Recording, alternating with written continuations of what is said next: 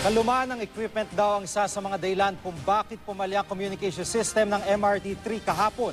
Bumalik na sa normal ang operasyon nito kanina pero may pangmatagalan kayang solusyon sa problema. Nakatutok si Jam Sisante. Matapos ang tigil operasyon kahapon, binuksan na ulit kaninang madaling araw ang MRT Line 3. Ang aberya kahapon, epekto raw ng pagpalya ng communication system na naging dahilan kaya hindi nakapag-ugnayan ng control center at mga driver ng tren. Ito raw ang unang pagkakataon na nagkaroon ng communication breakdown ang MRT. Isa sa malaking dahilan daw nito ay ang lumang equipment. Hindi pa ho tapos ang pag-imbestiga dito kung ano ba talaga ang nangyari at bakit nag-breakdown ng communications, although may mga initial na ho tayong feedback. Ang problema, hindi pa mapapalitan ngayong taon ng equipment.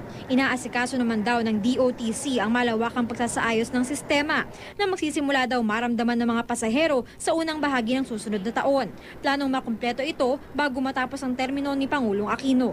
Series of upgrades yan, magmula sa pagbago ng train, tapos mag-upgrade po tayo ng signaling, at saka mag-upgrade po, magpapalit din po tayo ng mga relays.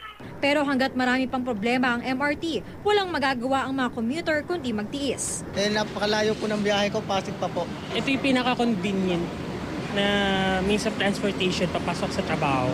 Jam Sisante, Nakatutok, 24 Oras.